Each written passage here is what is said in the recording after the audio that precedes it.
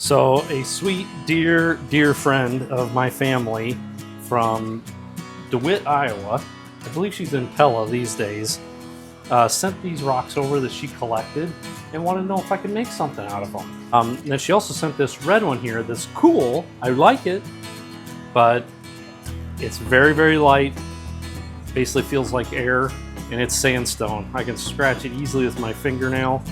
This will not polish really at all. It'll just kind of disintegrate and just keep a real flat surface like that. So I pulled up a backup. So I've got this nice reddish rock here that's, as you can see, it's a little bit wet. It's nice and hard, and it's got a really cool band through the middle of it here.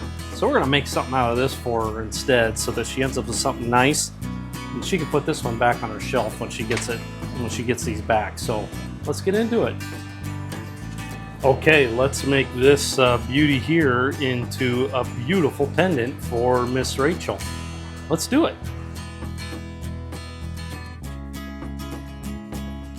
So I brought in a replacement and I capped this up for her, and it turned out really nice. This is just a random Lake Michigan rock that I was able to pick up. Got a nice vein right through the middle of it there, and I'm gonna mount it for a pendant for her so that we can get it hung from a necklace. So I want to show you how I do that.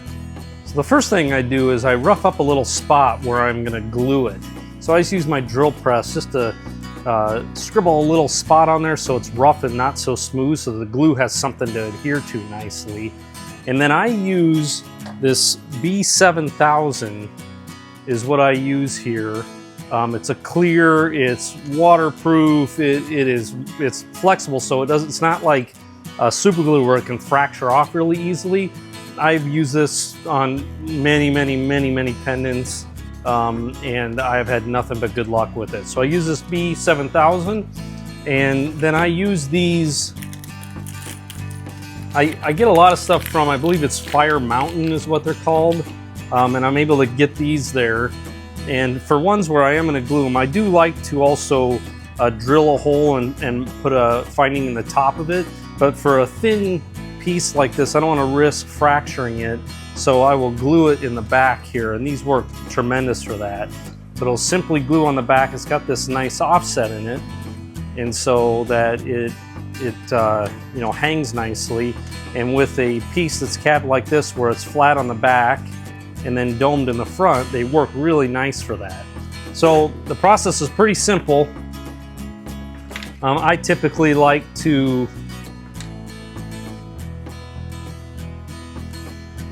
put a little bit of this on this piece itself here, and you know, a lot goes a long ways with this.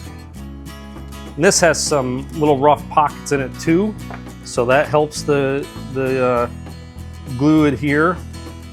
So I simply stick it on the back there where I want it, roughly, and then I flip it over so I can line it up, make sure I'm happy with the squareness of it and how it's going to look when it's hanging. And it's just kind of a little judgment and experience there more than anything. And then when I'm happy with it, like so, I usually use just some like putty here, or like clay, so that I can set it in a manner that it's gonna not want to slide off, because it takes like 48 hours for this to set up nicely.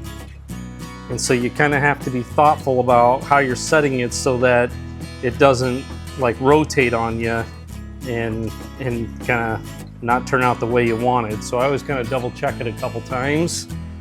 And then I set it so it's sitting down so that the gravity is going to want to take it down where it's on that step there, but not want to rotate left to right.